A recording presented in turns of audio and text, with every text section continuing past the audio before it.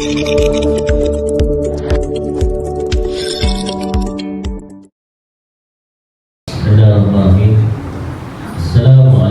warahmatullahi wabarakatuh.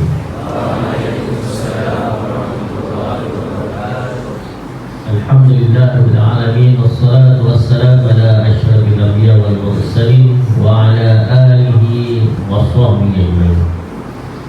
Yang berusaha Puan Nabi Jajas Mentadbiran, Puan Siti Zubaidah binti Muhammad Muhammad Fatih Muhammad, Puan Noiza binti Musa Mengaku Tergelum, guru-guru kanan mata pelajaran, barisan guru, barisan pimpinan pelajar serta pelajar sekalian. Pada pagi ini kita pergi kepada hadis yang ke-6 Matan Arba'in, hadis 40.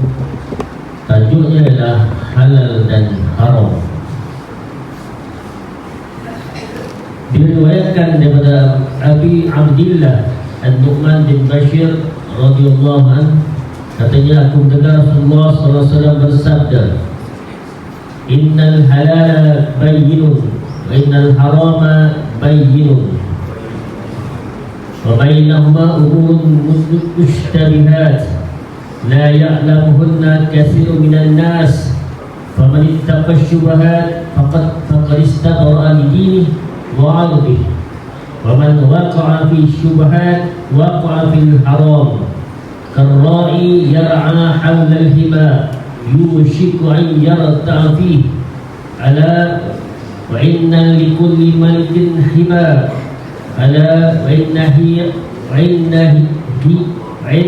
himallahi wa maharimuhu ala wa inna fil jasadil mudghah idza salahat salahat jasadul kullu wa idza fasadal jasadul kullu ala wahya qalb.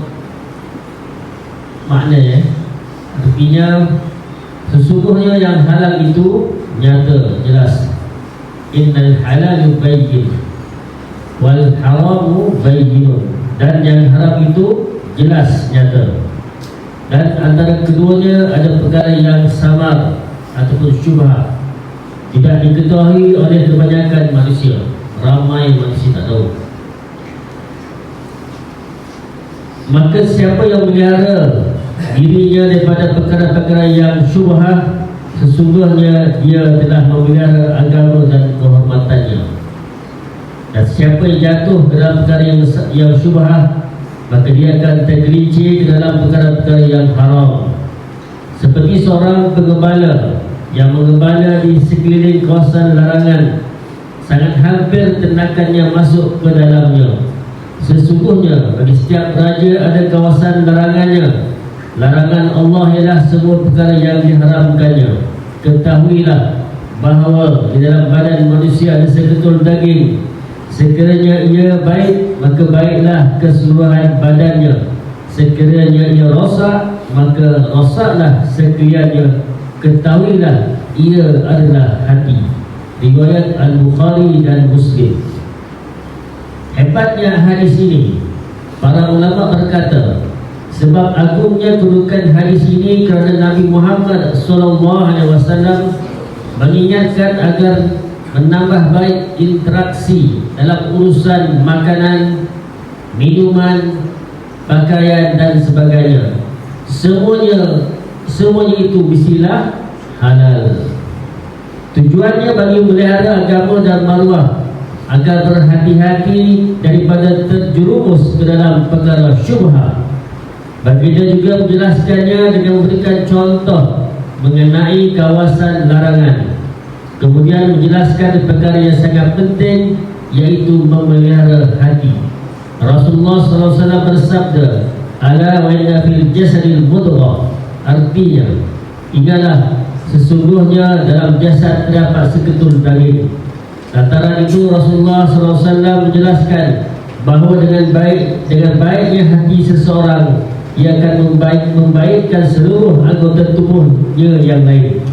Sebaliknya, apabila rosak hatinya, maka rosaklah anggota badan yang lain. Dalam hadis ini ada 3 perkara, ada 3 kategori.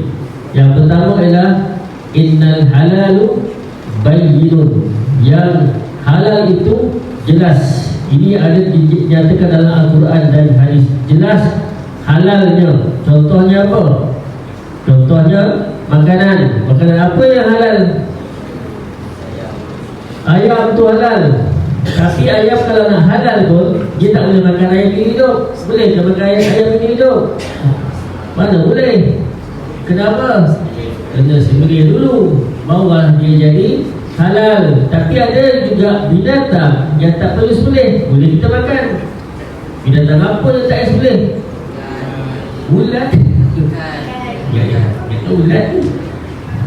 Ikan. Ikan nak sembelih tak kat mana? Lehernya tak ada. Ikan, sotong.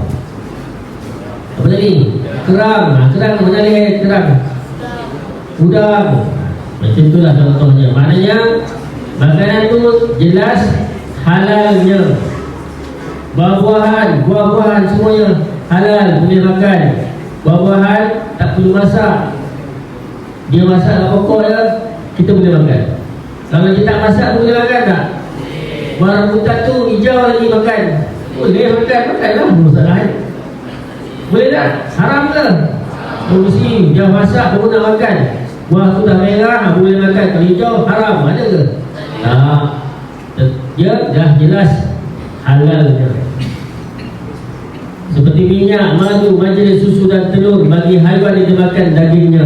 Telur binatang, haiwan, telur ayam, telur itik. Tapi ada juga telur binatang. Binatang tak boleh makan, telur je boleh makan. Binatang apa?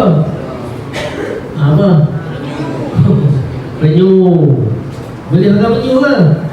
Goreng penyu ini. Hari pergi tengah tu, goreng. Masak kicap. Tak makan.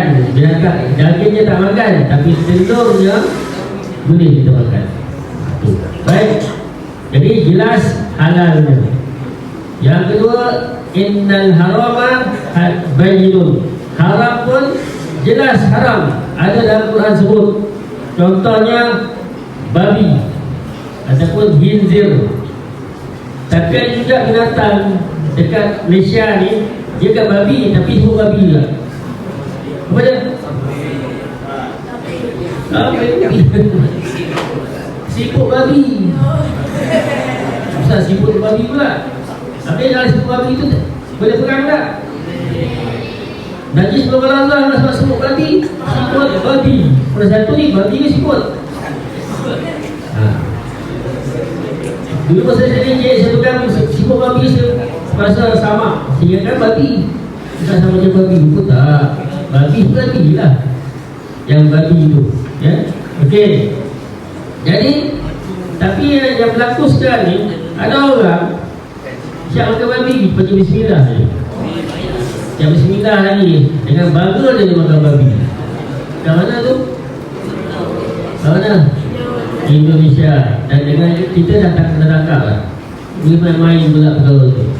Babi ni, walaupun kamu sembelih macam mana pun, kenapa kamu babi? Saya dah sembelih babi ni. Tetap haram, tak boleh. Babi itu bukan sekadar haram, ia juga najis. Baik.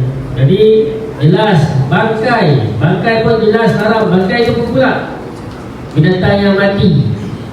Sama ada binatang itu halal ataupun haram, mati. Jadi bangkai kenapa? Kalau binatang itu halal dimakan, mati, macam mana dia boleh jadi bangkai? Sebab apa? Binatang itu halal, ayam itu halal, tapi jadi bangkai. Dia mati, jadi bangkai. Kenapa? Kenapa? Sebab tak boleh. Mati kena langgar, kereta langgar, mati tak sempat sembelih. Bangkai lah tu. Bangkai tu najis apa? Najis mutawassithah. Najis jadi bangkai. Okey, bangkai. Baik, itulah bangkai tu maitun. Kalau mayat, mayyitun. Benar sembahyang jenazah tak? Kita niatnya sembahyang jenazah, usalli ala lelaki lah, orang ala hazal Mayiti kita mayiti ala hadzal mayiti. Tapi kalau kamu salah sebut ala hadzal mayiti, maka dia tak jadi mayat, dia jadi apa? Bangkai. Sebab tak sebut satu je, mayiti jadi mayiti, bangkai. Kalau baris mati bangkai, kalau ada satu mayat. Okey. Baik, itu jelas haram. Maknanya kalau ayam tu digeret gitu, tak salah sembelih, kamu tak boleh makan ayam, sebab dia jadi bangkai. Okey, air kencing dan darah yang mengalir. Baik, semua yang di laut adalah halal. Semua yang di laut adalah halal, kecuali ada syarat dia. Kecuali apa? Semua yang di laut halal. Ikan paus ke, ikan jeruk ke, apa-apa lah, dia punya kaedah semuanya halal, kecuali binatang yang beracun. Kalau makan tu mati, kita mati, maka itu tak boleh kita makan. Apa ya contoh? Ikan buntal. Alright. Baik. Dan seterusnya adalah perbuatan zina. Az-zani waz-zani, ada dalam Quran. Mencuri, as-sariqatu was-sariqatu. Mencuri lelaki, mencuri perempuan, semua dalam Quran sebut. Benda tu haram. Berdusta, mengumpat dengan domba, melihat wanita dan seumpamanya. Benda tu adalah jelas haram. Dan yang ketiga, mutasyabihat ataupun syubhah ataupun sama-sama. Maknanya sesuatu yang tidak jelas dan tidak jelas halal, tak jelas haram. Halal ke haram? Tengah-tengah, kita pun tak tahu. Kalau tengok sekarang ni, orang heboh tentang penyalahgunaan dadah haram. Ada Al-Quran ke? Tak ada. Tujuh Al-Quran, cari maknanya dadah.